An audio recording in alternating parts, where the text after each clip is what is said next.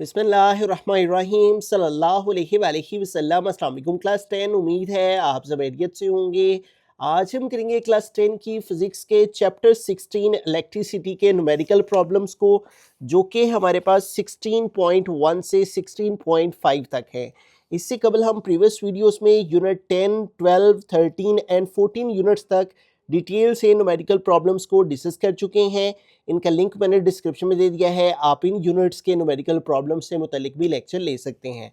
Unit 16 का first numerical है हमारे पास, a charge of 25 coulombs passes through a circuit in 10 seconds, calculate the current flowing through the circuit. इंतहाई आसान numerical है। दो चीज़ें हमें गिवन है यहाँ पे।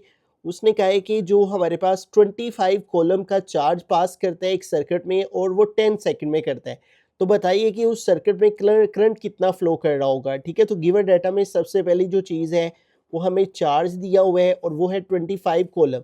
चार्ज को जब भी रिप्रेजेंट करते हैं क्यू से करते हैं और 25 और कॉलम के लिए हम कैपिटल सी लिखते हैं। ठीक है, उसके बाद 10 सेकेंड्स ये टाइम दिया हुआ है, तो टाइम आ जाएगा। टाइम को स्मॉल टी के साथ रिप्रेजेंट करते हैं और वो है 10 सेकेंड्स, और सेकेंड्स के लिए स्मॉल एस रिप्रेजेंट करते हैं। और टू फाइंड, हमें फाइंड क्या चीज़ करनी है, उसने कहा है कैलकुलेट द करंट। ठीक है, तो करंट हमें इलेक्ट्रिक करंट जोन सी है वो फाइंड करनी है। तो यहाँ पे आ जाएगा करंट, और करंट को जोन सा है वो हम आई से रिप्रेजेंट करते हैं, और ये हमें फाइंड करना है is equal to question mark. अब बड़ा सिंपल सा एक शॉर्ट सादा सा सिंपल सा फॉर्मूला है, शॉर्टकट सा। वी नो डैट यहाँ पे लिख के, अगर आप यूनिट के स्टार्ट में ही आए तो यहाँ पे देखें उसने फर्स्ट पेज पे ही एक फॉर्मूला दिया हुआ है करंट को कैलकुलेट करने का। करंट इक्वल होती है चार्ज ओवर टाइम के, यानी क्यू ओवर टाइम। ठीक है, I is equal to Q over T. तो देखिए हमारे पास चार्ज भी मौजूद है और टाइम भी मौजूद है। इन दोनों को हम डिवाइड कर देंगे तो हमें जो है वो करंट मालूम हो जाएगी। ठीक है, तो Q की वैल्यू हमारे पास यहाँ पे कितनी है 25, तो Q की जगह 25 पुट किया, ओवर T कितना है टाइम, वो है 10। यहाँ पे आ गया 10। अब हम इसको डिवाइड कर देंगे तो हमारे पास करंट I की वैल्यू आ जाएगी। तो 25 को डिवाइड कर देंगे 10 पे, तो इट विल गिव अस 2.5। ठीक है, तो करंट का जो यूनिट होता है वो एम्पेयर होता है, और एम्पेयर को हम कैपिटल ए से लिखते हैं। ठीक है, तो यूं फर्स्ट क्वेश्चन में हमने करंट फाइंड करनी थी, तो यूं हमारे पास करंट आ गई 2.5 एम्पेयर। ठीक है, अब इस क्वेश्चन को अगर रिव्यू करें, देखें चार्ज उसको क्यू से लिखते हैं, टाइम को टी से लिखते हैं, और करंट हमने फाइंड करनी थी। गिवन डाटा लिख के ये फॉर्मूला आपने जुबानी याद रखना, आई इक्वल होता है क्यू ओवर टी के। वैल्यूज पुट की तो करंट आ गई 2.5। रहीम 16.2 न्यूमेरिकल है। 3 resistors of 4 ohm, 6 ohm and 8 ohm are connected in series to a 24 volt battery. Find the total resistance and the current flowing through the circuit. तो उसने हमें कहा है 3 रेजिस्टर्स 4 ओहम, 6 ओहम और 8 ओहम जो कि कनेक्टेड है सीरीज के साथ 24 वोल्ट बैटरी। तो जब भी हमारे पास रेजिस्टर्स सीरीज के साथ कनेक्ट होते हैं तो कुछ इस फॉर्म में हमारे पास R1, R2, R3 कनेक्ट होते हैं सीरीज में इस फॉर्म में, और ये हमारे पास यहाँ पे बैटरी लगी हुई होती है।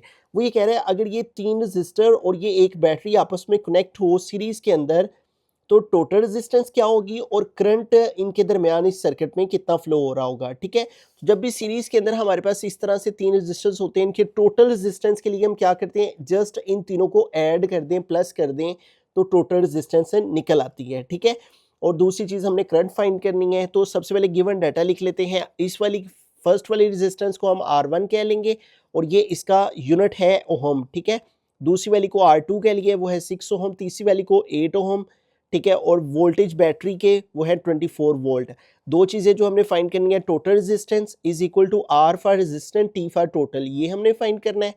और दूसरी चीज़ करंट फाइंड करनी है, करंट को I से रिप्रेजेंट करते हैं, और ये भी हमने फाइंड करना है। अब टोटल रेजिस्टेंस, जैसे कि मैंने आपको बताया, टोटल रेजिस्टेंस का बड़ा सिंपल सा फार्मूला, आप RT लिख लें, R for resistance, T for total, और तीनों को ऐड कर देंगे, R1 plus R2 plus R3। ठीक है, तो RT हमारे पास टोटल रेजिस्टेंस इक्वल आ जाएगी, R1 की वैल्यू क्या है 4, प्लस R2 की वैल्यू क्या है हमारे पास 6, प्लस R3 की वैल्यू क्या है 8। तो इन तीनों को प्लस कर देंगे, 6 और 4 10 और 8 18, तो लिहाजा टोटल रेजिस्टेंस हमारे पास आ गई 18, और साथ में रेजिस्टेंस का यूनिट आ गया ओहम।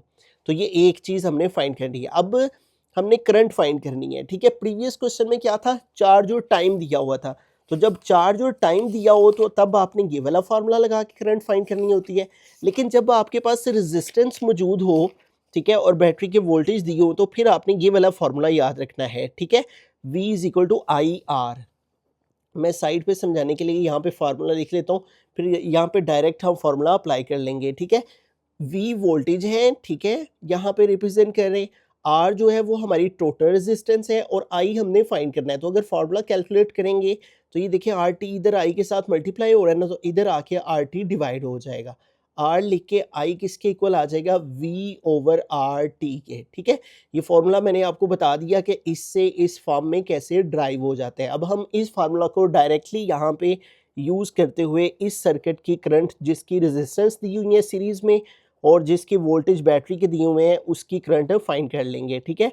तो यूँ हम लिखेंगे I equal to V over R T, ठीक है। तो ये दोनों चीज़ें हमारे पास गिवन में हैं, दोनों चीज़ें यहाँ पे पुट करते हैं। V वोल्टेज बैटरी की वो है 24 सॉरी, ओवर आर टी यानी टोटल रेजिस्टेंस वो है 18 ओम। तो यहाँ पे आ गया 18।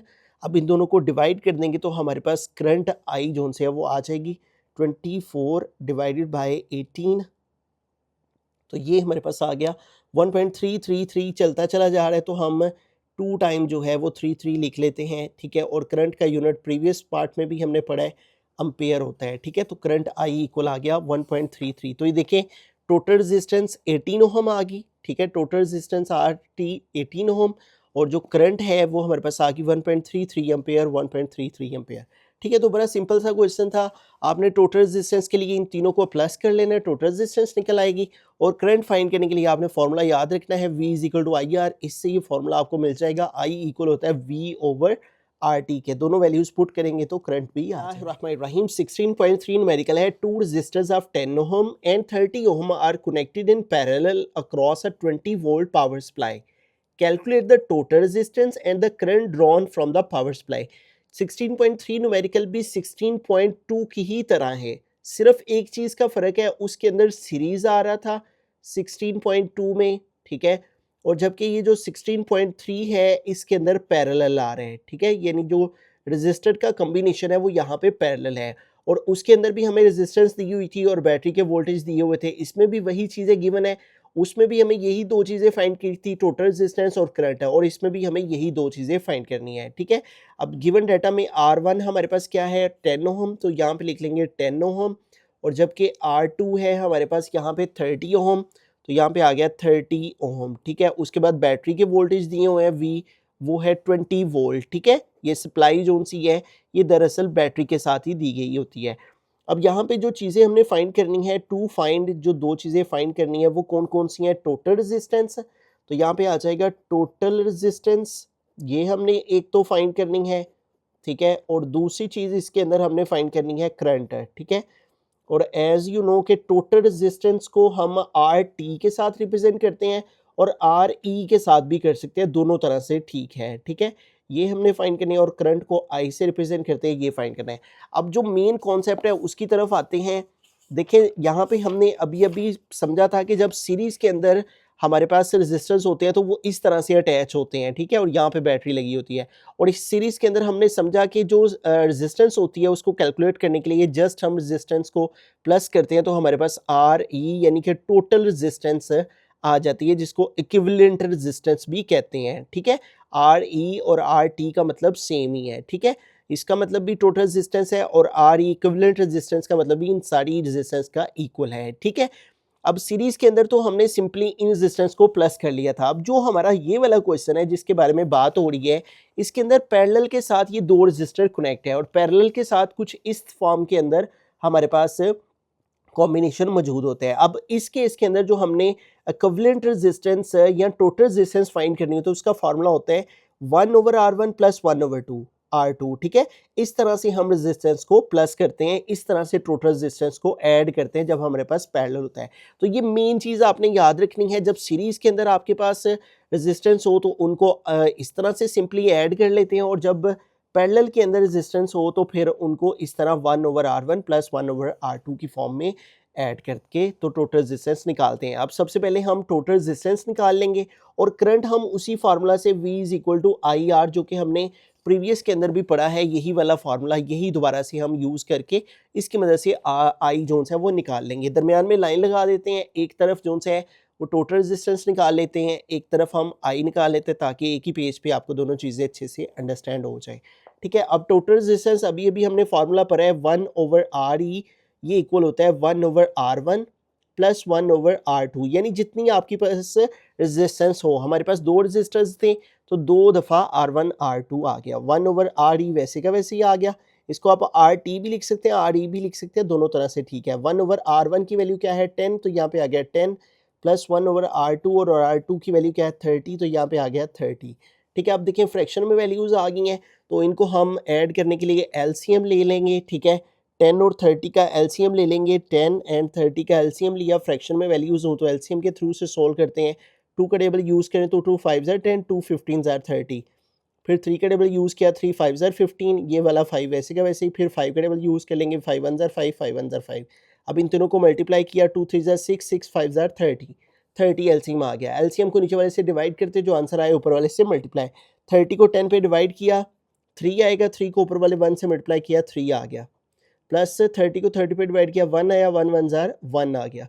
1/RE हमारे पास इक्वल आ जाएगा, 3 + 1 करेंगे तो हो जाएगा 4 ओवर आ जाएगा 30। ठीक है, अब हमें चूंकि यहाँ पे RE की वैल्यू चाहिए, तो इसलिए दोनों साइड्स पे रेसिप्रोकल ले लेंगे। ठीक है, RE ऊपर चला गया, 1 नीचे आ गया, इधर 30 ऊपर चला गया, 4 नीचे आ गया। ठीक है, आप यहाँ पे क्रॉस मल्टीप्लिकेशन वाला प्रोसेस भी यूज़ कर सकते हैं RE फाइंड करने के लिए। इस तरह डायरेक्टली रेसिप्रोकल वाला मेथड भी कर सकते हैं। ठीक है, अब 30 को 4 पे डिवाइड कर देंगे, 30 डिवाइडेड बाय 4। ठीक है, वैसे तो 2 के टेबल से कटिंग भी हो जाती थी, लेकिन उसके बाद दोबारा से हमें इसको इस फॉर्म में लेके आना पड़ना था, तो इसलिए हमने डायरेक्टली इनको डिवाइड कर लिया और रेजिस्टेंस का यूनिट आ गया ओम। ठीक है, 30 को 4 पे डिवाइड करके 7.5, तो ये हमारे पास इक्विवेलेंट रेजिस्टेंस यानी टोटल रेजिस्टेंस वो आ गई 7.5। अब दूसरी चीज़ हमें करंट फाइंड करनी है। देखें, इसी फार्मूला से हम करंट फाइंड करेंगे, जो कि हमने प्रीवियस पार्ट के अंदर भी यूज़ किया था। अब देखिए, इधर हम RE लिख लेंगे, हमें इधर से आई चाहिए ना, तो आर इधर मल्टीप्लाई हो रहा है, इधर आके आर ई डिवाइड हो जाएगा, और यूँ हमें फॉर्मूला मिल गया आई का, आई इक्वल है V/RE के। ठीक है, तो लिहाजा हम यहाँ पे लिखेंगे वी नो डैट, हम जानते हैं कि जो हमारे पास यहाँ पे हम डायरेक्टली फार्मूला लगा लेंगे कि आई है वो इक्वल होता है V/RE के। तो दोनों चीज़ें हमारे पास गिवन में मौजूद हैं। ठीक है, इनको पुट कर देते हैं। V हमारे पास क्या है 20, तो यहाँ पे लगाया 20 ओवर RE इक्विवेलेंट रेजिस्टेंस यानी टोटल रेजिस्टेंस वो हमने फाइंड किया, वो कितनी आई है 7.5, यहाँ पे 7.5 लगाया। I इज इक्वल टू, अब 20 को हम डिवाइड कर देंगे 7.5 पे, 20 डिवाइडेड बाय 7.5, तो यूँ हमारे पास आ गया 2.666, तो इसको राउंड ऑफ करके 2.67 कर लेंगे, और करंट का यूनिट होता है एम्पियर, और एम्पियर को A के साथ रिप्रेजेंट करते हैं। ठीक है, तो बड़ा सिंपल सा क्वेश्चन था, आपको उसने 2 रेजिस्टेंस दिए थे और बैटरी के वोल्टेज दिए थे, ये गिवन डाटा में लिखा, टोटल रेजिस्टेंस और करंट फाइंड करनी थी, क्वेश्चन मार्क में आ गया। टोटल रेजिस्टेंस के लिए ये फार्मूला और आई के लिए ये फार्मूला, इधर से ये RE फाइंड करके इस फार्मूला को यूज़ करते हुए इसके अंदर पुट किया, तो टोटल रेजिस्टेंस आ गई 7.5 और करंट आ गई 2.6। बिस्मिल्लाहिर्रहमानिर्रहीम। 16.4 न्यूमेरिकल है। 4 1.5 volt batteries are connected in series in a flashlight. Determine the total electromotive force EMF supplied to the circuit. तो इस क्वेश्चन में वो कह रहे हैं कि 4 जोन सी है वो बैटरीज यूज़ की गई हैं, जिनके वोल्ट हर बैटरी के 1.5 है, और उनको सीरीज के साथ कनेक्ट किया गया है एक फ्लैश लाइट के अंदर। फ्लैश लाइट जो आम तौर पे हम यूज़ करते हैं। Determine the total electromotive force EMF zone है वो टोटल हमने फाइंड करना है। ठीक है, और सप्लाई टू द सर्किट उस सर्किट का। तो सबसे पहले गिवन डाटा में हमारे पास नंबर ऑफ बैटरीज दी हुई हैं, तो उसको लिख लेंगे नंबर ऑफ बैटरीज। तो नंबर ऑफ बैटरीज हमारे पास जोन सी हैं इज इक्वल है 4। उसके बाद उसने हर बैटरी के वोल्टेज दिए हुए हैं। ठीक है, voltage is equal to, voltage को V से लिखते हैं, और वो है 1.5 वोल्ट। और हमें जो चीज़ फाइंड करनी है टू फाइंड, वो है टोटल इलेक्ट्रोमोटिव फोर्स, जिसको शॉर्ट फॉर्म में EMF लिखते हैं। तो यहाँ पे लिख लेंगे टोटल EMF, ये हमने फाइंड करना है। अब ये गिवन डाटा हो गया। ठीक है, अब यहाँ पे इसको अंडरस्टैंड करने के लिए हम बुक पे पेज 111 पे आए तो यहाँ पे उसने दे रखा है total EMF of series connected sources. ये देखें, ये भी हमारे पास सीरीज के अंदर ही कनेक्ट है। तो वो कहता है कि जब भी हमारे पास सीरीज के अंदर कनेक्ट होता है टोटल ईएमएफ उसका कैसे कैलकुलेट करते हैं, when multiple volt sources for example batteries, ठीक है, वोल्ट सोर्सेज जिनसे जो से वोल्टेज है वो दिए जा रहे हों, ठीक है, सोर्सेज जराए, जिन जराए से वोल्टेज दिए जा रहे हों, जैसे कि एग्जांपल के तौर पे उसने बैटरीज का है, उनको कनेक्ट किया जाए सीरीज में, their total electric motive force is supply simply to the sum of their individual, ठीक है। तो दरअसल जो इलेक्ट्रिक मोटिव फोर्स है वो आम तौर पे सम है यानी प्लस है ऑफ देयर इंडिविजुअल ईएमएफ, यानी जो भी आपके पास सोर्स है उस सोर्स के अंदर जितनी भी वोल्टेज यूज हुए हैं उन वोल्टेज को इंडिविजुअल तौर पे हम प्लस कर दें, ऐड कर दें, तो हमें जो सा है वो टोटल ईएमएफ मिल जाता है। जैसे यहाँ पे देखें, इधर भी यही बिल्कुल क्वेश्चन है जो कि हमारे पास न्यूमेरिकल में है, ये एग्जाम्पल में भी उसने वही दिया हुआ है जो कि यहाँ पे है। If 4 batteries each with an EMF of 1.5 volt, कहते हैं ये देखें, ये वाली जो बैटरी है इसके वोल्टेज भी 1.5, इस वाली बैटरी के भी, इसके भी और इसके भी, और ये सीरीज के साथ इस तरह कनेक्ट हों, ठीक है, और कनेक्टेड इन सीरीज। ये देखें सीरीज का मतलब इस तरह से साथ साथ, तो इनका total EMF would be 6 volt. वो कैसे, जैसे वो कह रहे हैं इंडिविजुअल तौर पे उनको प्लस कर दें, 1.5 1.5 1.5 1.5 1.5 3 हो गया, ये 1.5 और 3 और 3 6 हो गया, ठीक है। तो इस तरह आप या तो इन सारे वोल्टेज को प्लस कर लें तब भी आंसर वही आता है, या एक बैटरी के वोल्टेजेस को आप 4 बैटरीज है ना 4 के साथ मल्टीप्लाई कर दें तो आपको टोटल ईएमएफ मिल जाएगा, ठीक है। यही काम हमने यहाँ पे करना है।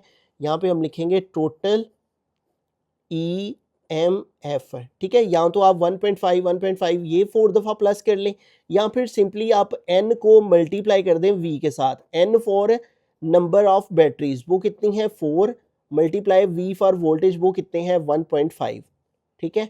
और अब इनको मल्टीप्लाई कर देंगे, यहाँ पे वोल्टेज आ गया 4 मल्टीप्लाई 1.5, तो इनको मल्टीप्लाई किया तो 6 वोल्ट, ठीक है। तो हमारे पास जो टोटल ईएमएफ है, अगर 4 बैटरीज हो और हर बैटरी 1.5 वोल्ट की हो तो उनका टोटल ईएमएफ 6 वोल्ट आएगा। ये देखिए आप लास्ट पे उसने इसका हमारे पास जो आंसर है वो दे रखा हुआ है 6 वोल्ट। बिस्मिल्लाहिर्रहमानिर्रहीम 16.5 न्यूमेरिकल है, लास्ट न्यूमेरिकल है यूनिट 16 का। A circuit has a 5 ampere current passing through a 7 ohm resistor, calculate the power dissipated in the resistor and the energy consumed in 10 minutes। तो इस क्वेश्चन में कह रहे हैं एक सर्किट है जिसमें 5 एम्पियर करंट गुजर रही है, 7 ओहम का रजिस्टर लगा हुआ है, जबकि पावर को कैलकुलेट करें उस रजिस्टर्स के अंदर, ठीक है, और एनर्जी कितनी कंज्यूम हो रही है 10 मिनट में, ठीक है, यानी एनर्जी खर्च कितनी होगी। तो सबसे पहले गिवन डाटा में देखें, हमें करंट दी हुई है, उसके बाद रेजिस्टेंस दी हुई है आर, और उसके बाद टाइम दिया हुआ है। तो ये गिवन डाटा में लिखेंगे तीनों चीज़ें। सबसे पहले 5 एम्पियर करंट, तो करंट लिखेंगे करंट, और करंट को जो सा है वो हम आई के साथ रिप्रेजेंट करते हैं, और करंट है 5 एम्पियर। उसके बाद दूसरी चीज़ 7 ओम, ये रेजिस्टेंस दी हुई है, तो रेजिस्टेंस लिख के रेजिस्टेंस को कैपिटल आर के साथ रिप्रेजेंट करेंगे। चूँकि ये एक ही रेजिस्टेंस दी हुई है तो इसलिए सिंगल आर सिर्फ आ जाएगा, साथ में 7 और रेजिस्टेंस का यूनिट आ गया ओम। उसके बाद 10 मिनट्स दिए हुए हैं, टाइम दिया हुआ है, टाइम को स्मॉल टी के साथ रिप्रेजेंट करते हैं, और टाइम जोन सा है वो 10 मिनट दिए हुए हैं। अब आपको मालूम होना चाहिए कि टाइम का जो यूनिट है वो सेकंड्स होता है, तो मिनट से सेकंड में लेके जाने के लिए इसको 60 के साथ मल्टीप्लाई कर लेंगे।